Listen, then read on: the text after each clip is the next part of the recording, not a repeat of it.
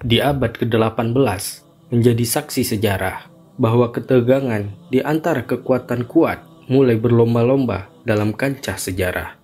Kekuatan itu terdiri dari Inggris, Prancis, Rusia, dan Kerajaan Utsmani. Ketertarikan Eropa Barat dan Timur dalam menggulung kekuatan Utsmani sedikit demi sedikit mulai menampakkan hasil. Hal ini dikarenakan banyaknya perubahan di Kerajaan Utsmani, baik dari segi militer ataupun aturan-aturan yang tidak pernah diterapkan oleh para sultan sebelumnya. Perang Utsmani Rusia antara tahun 1768 sampai 1774 Masehi menjadikan Kerajaan Utsmani banyak kehilangan wilayah. Belum lagi serangan Prancis ke Mesir pada tahun 1798 Masehi. Pada masa Sultan Mahmud II, terjadi pertempuran di dalam negeri, yakni Sultan dengan tegas menindak pasukan Inqisariyah yang dikenal mulai membuat kerusakan. Pasukan ini mulai berubah drastis, banyak melakukan makar dan kerusakan kepada kerajaan dan rakyat. Maka pada tahun 1826 Masehi, pasukan ini pun digempur oleh pasukan Meriam Utsmani yang dipimpin langsung oleh Sultan, menuju Ad-Maidani, tempat di mana pasukan Inqisariyah ini berkumpul. Terjadilah pertempuran yang dimenangkan oleh Sultan. Sultan juga memerintahkan pasukannya untuk mengejar mereka yang melarikan diri. Setelah berhasil, Sultan Mahmud II membentuk tatanan militer baru dengan seragam Eropa. Misalnya, sorban diganti dengan topi ala Eropa, dan beliaulah Sultan pertama yang merubahnya. Dan di masanya lah muncul sebuah kekuatan baru, di mana bagi Inggris dan Perancis ini sebuah ancaman, sehingga mereka menghasut Sultan bahwa gerakan ini akan membahayakan kerajaan Utsmani kelak, dan mereka berencana menghapus jejak Ottoman dari peta dunia dan menuduh mereka sebagai kaum Wahabi.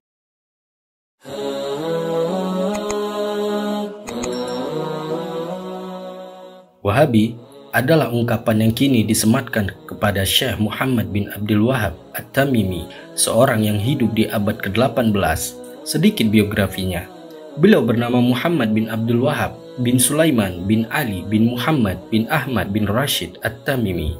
Beliau dilahirkan di sebuah tempat yang bernama Uyainah, sebuah desa di Al-Yamamah, Najd, pada tahun 1703 Masehi. Beliau memulai pendidikan dari sang ayah yang bernama Syekh Abdul Wahab, seorang ahli hukum di Uyainah, menghafal Al-Quran di usianya yang muda, melanjutkan pendidikannya di Mekah dan Madinah, dan di antara guru beliau, Syekh Abdullah bin Ibrahim An-Najdi, Syekh Muhammad Hayat Ash-Shindi.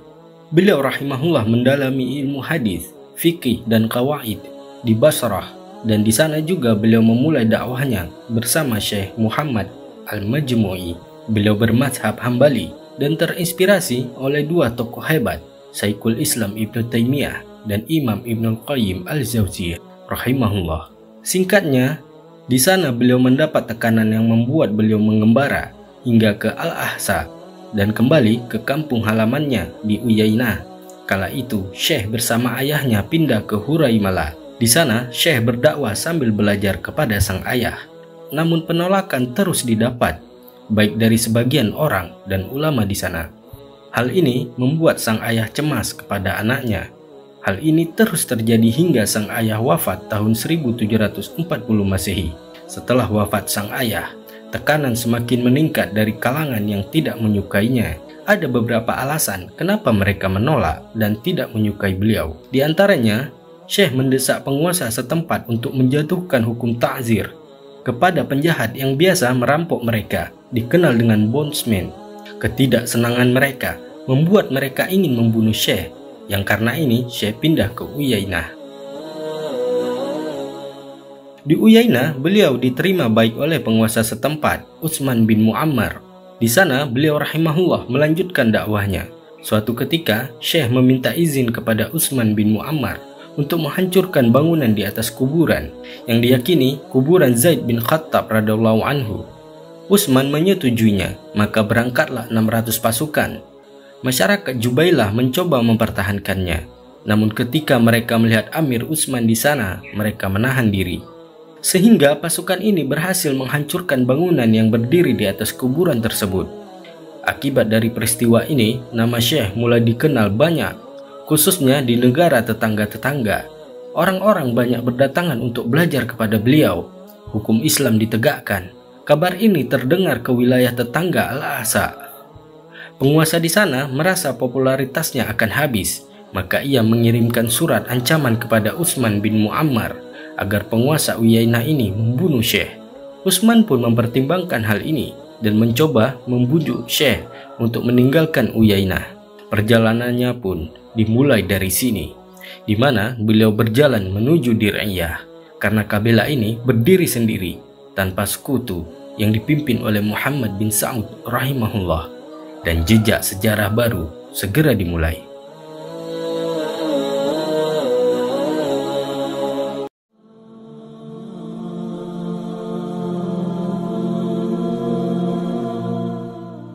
Inilah sedikit biografi singkat tentang tokoh bernama Muhammad bin Abdul Wahhab rahimahullah.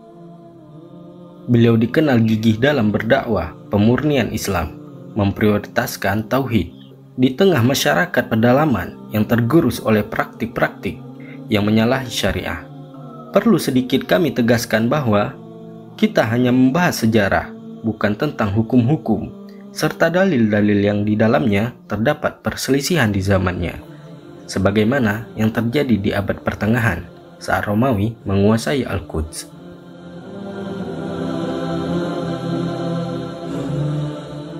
Terdapat sebuah sejarah tentang hubungan Syekh dengan agen Inggris yang dijuluki Mr. Hamper. Dalam sebuah buku Mi'raj Al-Haramain, sebuah dokumen 5 jilid ini pertama kali ditemukan pada tahun 1811 Masehi dalam bahasa Turki yang ditulis oleh Ayub Sabri. Dan sayangnya, dokumen ini dianggap oleh peneliti sebagai dokumen apokrifa atau tidak diketahui asal-usulnya. Dijelaskan bahwa ia adalah agen mata-mata Inggris yang sengaja membentuk sekte Wahabi dengan tujuan menghancurkan Islam dari dalam. Ia bertemu dengan Syekh pada tahun 1712 Masehi, di mana ketika itu umur Syekh 9 tahun.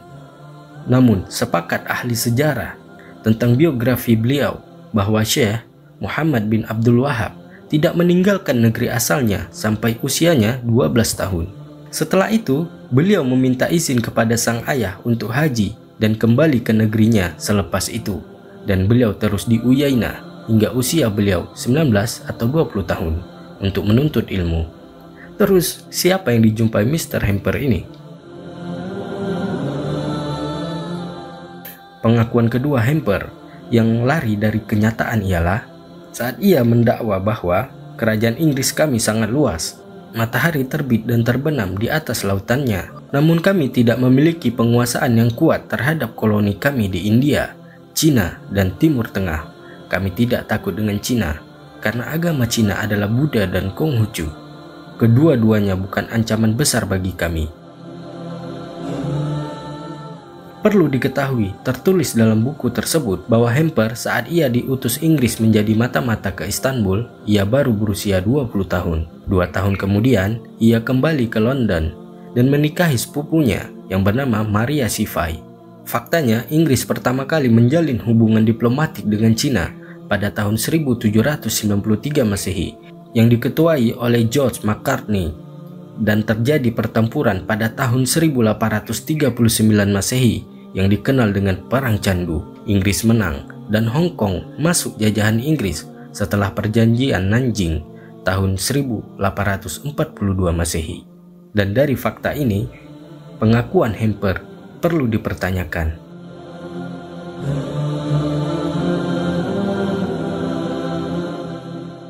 Dan terakhir, bahwa para pengikut Wahabi atau Wahabi sendiri adalah kelompok yang diciptakan oleh Inggris. Maka mari kita lihat sedikit sejarah sebelum kita meneruskan tema kita. Pada abad ke-18, pasukan Wahabi sering melakukan gangguan kepada pasukan Inggris, di antaranya penyerangan kapal-kapal Inggris di perairan Persia dan menawan beberapa kapal Inggris pada tahun 1808 Masehi. Pasukan Al-Saud dari kabilah Kashimi dengan kapal tradisionalnya mampu memperluas kekuasaan serta mempertahankannya dari Inggris dan sekutu-sekutunya, sebagaimana yang diungkap oleh administrator India di Teluk India, G.G. Lorimer.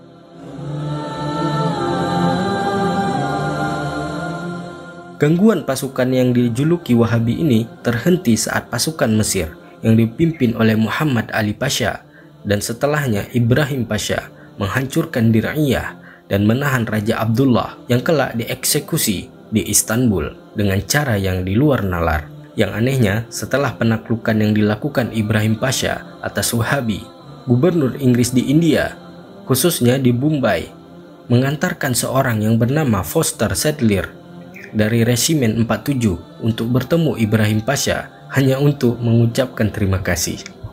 Dari sini sudah jelas sangat keliru mengatakan bahwa Wahabi adalah anti-Inggris atau ciptaan Inggris demi tujuan menghancurkan Islam dari dalam.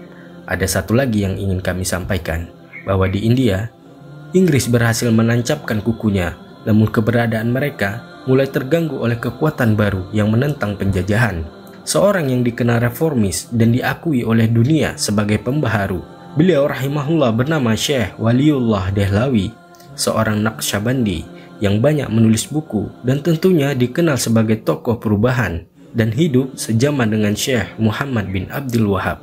Yang anehnya, Inggris saat itu melabeli Syekh dan pengikutnya dengan sebutan Wahabi.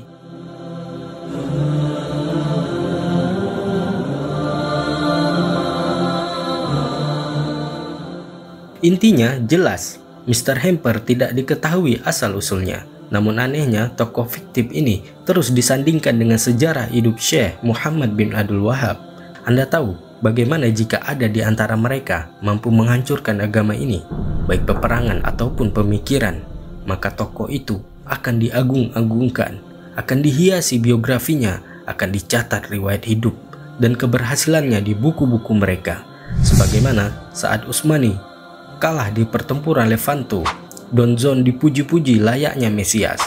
Anda juga bisa baca kekalahan Daulah Umayyah di peristiwa Balad Syuhada, di mana Charles Martyr menjadi ikon yang banyak dipuji. Begitu pula Thomas Edward Lawrence karena keberhasilannya sebagai agen rahasia, sampai-sampai buku bahkan film dibuat untuknya. Tapi bagaimana dengan Hamper? Ya, jawabannya adalah dia seorang tokoh yang layak ditulis di buku 1001 Malam alias tokoh fiktif.